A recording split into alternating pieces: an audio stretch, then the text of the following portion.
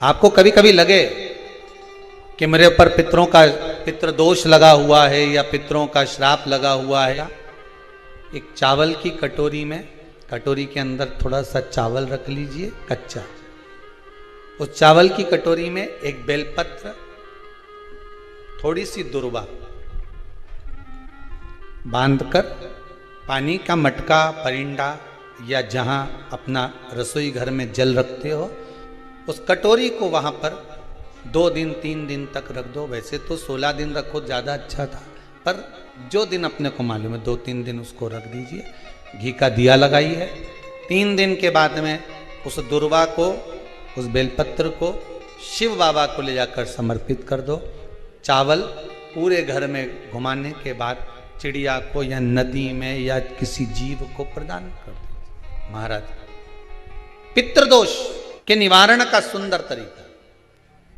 ऐसा कोई घर नहीं जिसके घर के पितृ श्राद्ध पक्ष में पृथ्वी पर नहीं आते। तुम पूछो मत पूछो, तुम्हारे घर के पूर्वज तुम्हारे यहां जरूर आते। दरवाजे पर आकर खड़े होते हैं पितृ, दरवाजे पर आकर हमारे घर के पितृ खड़े होते हैं, स्मरण करते हैं कि हमको यहां से कुछ भाग प्राप्त होगा, कुछ मिल जाएगा। आपके घर में पितृदोष है, आपको ऐसा महसूस होता है, तो किसी भी नवरात्रि के पहले जो अमावस्या पड़ती है, चावल की कटोरी में एक कपूर का टुकड़ा रख दीजिए महाराज, छोटा सा, और कपूर का टुकड़ा रखकर उस कपूर को दरवाजे के बाहर कटोरी में ही, चावल रखी हुई कटोरी में ही उसको पितरों का स्मरण कर कर जला दीजिए। और जलाने के बाद उस चावल को कहीं भी किसी भी वृक्ष की छांव में पक्षियों के लिए डाल दीजिए। शिव महापुराण की कथा कहती है, अगर मान लो पितृ आपको कष्ट दे रहे हैं, पितृ आपको तकलीफ दे रहे हैं, कोई काम नहीं होने दे रहे हैं, या कहीं आपको ऐसा लगता है कि पितरों का दोष है, तो वो पितृदोष, देवी और पितृ, इन दोनों का आशीर्वाद जो प्राप्त होता है, तो घर में से पितृदोष समाप्त होकर लक्ष्मी की वृद्धि प्रारंभ हो जाती है, कार्य में सिद्धता आ जाती है। मान लो अगर पितृदोष है तो करो, नहीं है बड़ी अलमस्ती से रहो, तो ये पितृदोष का स्मरण। एक बात आपको कही थी, आप लोगों को स्मरण होगा। अगर मान लो आप ब्राह्मण को भोजन नहीं करा पा रहे हैं, मान लो आप गौ माता को रोटी नहीं दे पा रहे हैं, स्वान को भोजन नहीं दे पा रहे, कौवे को भोजन नहीं दे पा रहे हो, और मान लो गया ब्रह्म कपाली या कहीं पिंडदान नहीं कर पा रहे हो, तिलांजलि तर्पण नहीं कर पा रहे हो, तो एक काम जरूर करना, जल के पात्र में 2 बूंद गंगा जल डालना, और वो गंगा जल शंकर को रोज 16 दिन तक चढ़ाइए, पितृदोष समाप्त हो जाएगा। जिस नारी के ऊपर पितरों की छाया होती है, घर के बुजुर्गों की, घर के पूर्वजों की छाया होती है, ध्यान देना, वही व्रत श्रेष्ठता से कर पाती है। और सहज भाषा में समझ लीजिए, बहुत अच्छे से समझना इस बात को, कि मान लो कि जिस व्रत के दिन आपका उपास है, सोमवार का, मंगलवार का, बुधवार का, गुरुवार का, तीज का, चतुर्थी का, पंचमी का, छठ का, किसी का भी अगर आपका व्रत है, और उस व्रत वाले दिन यदि आपको क्रोध आ रहा है, व्रत वाले दिन अगर आपकी प्रवृत्ति चिड़चिड़ी हो रही है, क्रोध आ रहा है, अपशब्द निकल रहे हैं, और रोना आ रहा है, क्रोध आ रहा है, बहुत सारे परेशानी उसी दिन तुम्हारे सामने आ रही है, समझ लेना कि तुम्हारे घर के पितृ भूखे जरूर, अन्न भाग मांग रहे हैं। जिस व्रत में हमको क्रोध आ रहा है, जिस व्रत में हम चिड़चिड़े हो रहे हैं, जिस व्रत में हम अपशब्द कर रहे हैं, जिस व्रत में हमको रोना आ रहा है, जिस व्रत में हम किसी की बात का ठेस हमको पहुंच रहा है और हम क्रोधित हो गए, हम रो दिए, हम चिड़चिड़ हो गए, समझ लेना वो फूल मुरझा चुका है, वो व्रत तुम्हारा बेकार हो चुका है, उसको भगवान स्वीकार नहीं करेगा। इस व्यासपीठ से कहना चाहेंगे कि जितने भी यजमान यहाँ कथा करवाने आते हैं, जितने भी यजमान यहाँ पहुँचते हैं या ऑनलाइन वहीं से बैठकर पूजन कर कर कथा करवाते हैं, हम उनको भी कहते हैं कि 7 दिन की आपकी शिव महापुराण की कथा है, 5 दिन की आपकी शिव महापुराण की कथा है, 9 दिन की आपकी शिव महापुराण की कथा है। शंकर की कथा, चाहे भागवत कथा हो, चाहे रामायण कथा हो, रामचरितमानस हो, चाहे गीता हो, जिस पुराण को आप बचवा रहे हो, जिस पुराण को आप करवा रहे हो, जो करवाने वाला होता है उसके चेहरे पर स्माइल होना चाहिए, प्रसन्नता होना चाहिए। क्यों? क्योंकि इस पुराण को आप अकेले नहीं सुन रहे, इस पुराण को आपके पितृ लोक में विराजमान पितृ पूर्वज भी श्रवण कर रहे हैं। जितनी आपकी चेहरे पर प्रसन्नता होगी उतनी आपके पूर्वज भर भर कर आशीर्वाद देंगे। 7 दिन तक, जब तक आप कथा का रसस्वादन कर रहे हो, कथा श्रवण कर रहे हो, 7 दिन तक आपके चेहरे पर अगर प्रसन्नता है तो पूर्वजों का आशीर्वाद आप पर बना हुआ है। सबसे सरल महाराज, पहले के समय में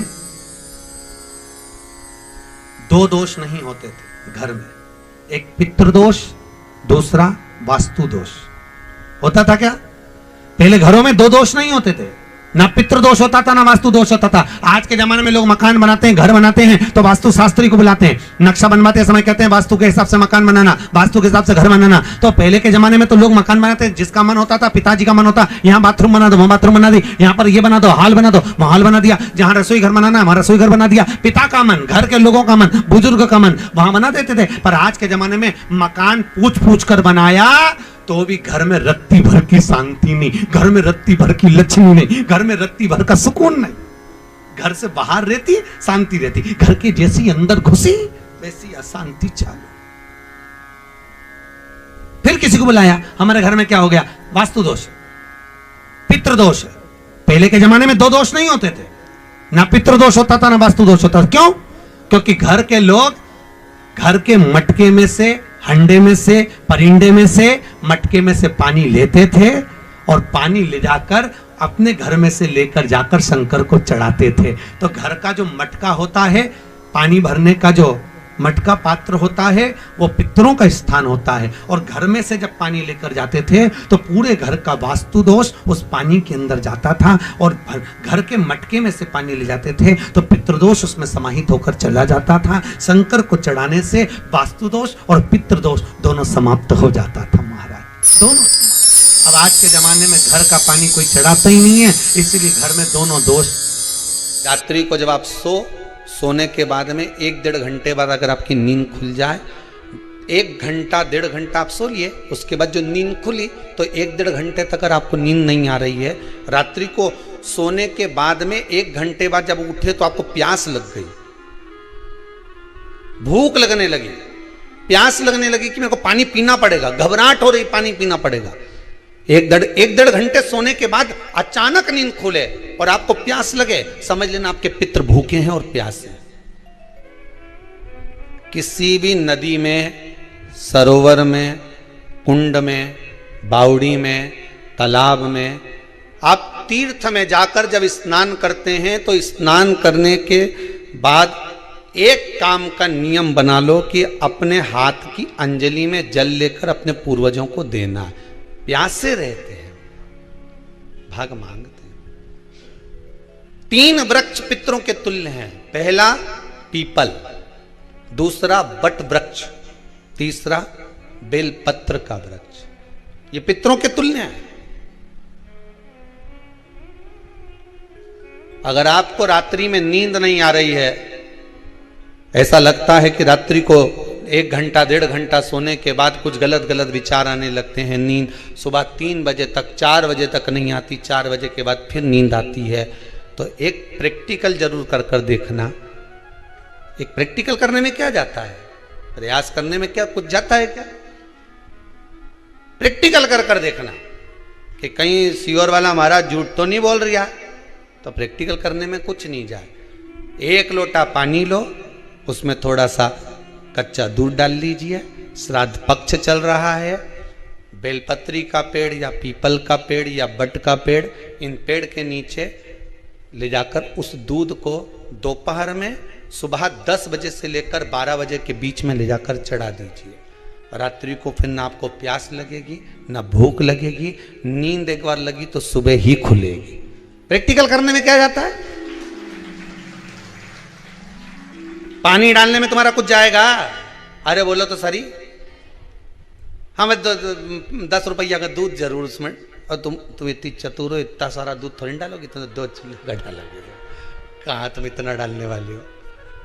है पाली शास्त्र कह रहा, गरुण पुराण, स्कंद पुराण, डायरेक्ट छोड़ जाओगा तो फिर वो जाएगा, कहीं नहीं गया, घर पे ही है। ओके, ऐसे नहीं जाऊं, माल टाल खवाया नहीं और छोड़िए माँ बद्री। ऐसा बहुत झंझट है साहब, ढेर सारा लोग झंझट में पड़ा हुआ है बहुत। कोई के सराद में गया जी करके आ जाओ, के बाद बामन के भोजन ही मत करा, सीधी छुट्टी। हम तो छोड़ आया, हम तो छोड़ के आया। तो किसी ने पूछा तुम छोड़ के तो आए हो, मना नहीं है, पर जब 16 श्राद्ध आता है, 16 दिन हमारे पितरों को मृत्यु लोक में भेजा जाता है। तुम तो छोड़ आए, तुम्हारी शादी किसी गार्डन से हुई, बोलो ईमानदारी की बात, अब गार्डन से हुई तो तुम 50 बार गार्डन के सामने से निकलोगा तो तुमको याद आएगी कि नहीं आएगी? बोल, ईमानदारी से बोलना। मेरी शादी धर्मशाला से हुई थी, भले वो धर्मशाला की जगह पे दूसरी कॉलोनी बन गई, भले वो धर्मशाला की जगह पे दूसरा कुछ बन गया, भले वो गार्डन की जगह दूसरी चीज बन गई, पर याद तो है नहीं तुम्हें कि यहीं आफत आई थी हमारे? ध्यान में तो है कि इसी गार्डन में मेरी शादी हुई थी, यही धर्मशाला, इसी धर्मशाला में मेरा ब्याह हुआ था। ध्यान में है कि नहीं? जितनी बार निकलोगे तुम्हें वो धर्मशाला याद आएगी, जितनी बार निकलोगे तुम्हें वो गार्डन याद आएगा, जितनी बार निकलोगे तुम्हें वो नजर आएगा कि यहां मेरा विवाह हुआ था, यहां मेरी शादी हुई थी। उसी तरह हमारे पूर्वज हैं, हमारे पितृ हैं, जब जब 16 श्राद्ध में मृत्यु लोक पर पितृलोक से आते हैं, सबसे पहले तुम्हारे ही घर पर जाते हैं, आस लगाकर, विश्वास लगाकर तुम्हारे ही दरवाजे पर जाकर कुछ मांगने का प्रयास करते, कुछ पाने का प्रयास करते तुम्हारे दरवाजे। ये फर्ज आपका है, ये फर्ज आपका है कि आप उनको दे रहे हो ना दे रहे हो। ब्राह्मण भोज तो कराना चाहिए, गौ माता को रोटी का दान तो देना चाहिए। शिव महापुराण की कथा यहां तक कहती है, समुद्र मंथन के समय पर देवता राक्षसों ने मिलकर जब मंथन किया, सुमेरु पर्वत को लेकर शेषनाग की नेति बनाकर जब मंथन करना प्रारंभ करा, मंथन करना जब प्रारंभ करते हैं, उस समय पर सबसे पहले अगर कुछ निकली है तो गौ माता निकली। क्या निकली है? गौ माता। गाय को निकालने का कारण केवल इतना था कि गाय का जो दूध निकलेगा, मंथन में जो विष निकलेगा, उस विष को जो पिएगा उसका कंठ जलेगा, और उस कंठ की जलन को गाय का जो दूध है वो जलन को रोक सकता है। ब्राह्मणों को या ब्राह्मण के बच्चे को अमावस्या के दिन दूध पिलाते हैं या दूध का गिलास देते हैं तो वो पका हुआ नहीं रहता, वो पका हुआ नहीं रहेगा, वो कच्चा दूध है। पीपल के नीचे जो दूध चढ़ाते हैं वो जम के बोलते जाओ कच्चा। शिव जी को जो दूध चढ़ा है वो कच्चा। कहीं पूजन में अगर प्रयोग लिया जाए तो कच्चा। पका हुआ का वर्णन नहीं है कि पका हुआ दूध होना चाहिए, यहां तो कच्चे दूध का वर्णन है कि कच्चा दूध, वहां कच्चा दूध चढ़ाया जाता है। किस लिए है? कारण क्या है? शंकर भगवान के श्री विग्रह में, भगवान शंकर के शिवलिंग में, भगवान शिव के शिवलिंग के भीतर सारे लोक, चाहे वो वैकुंठ लोक हो, चाहे वो मृत्यु लोक हो, चाहे वो पितृलोक हो, सब उस शिवलिंग के भीतर विराजमान है महाराज। शिवलिंग के भीतर विराजमान है महाराज, शिवलिंग के भीतर सारे के सारे सारे लोग वहां पर विराजमान है। ठीक है, अब आपने जब कच्चा दूध शंकर जी पर समर्पित किया तो केवल शिव के लिए नहीं गया, वो कच्चा दूध जब आपने शंकर भगवान को चढ़ाया तो वो दूध सारे लोकों में होता होता पितृलोक में भी गया, और जो आपके पूर्वज थे उनका कल्याण कर दिया उस दूध ने, उस भाग ने।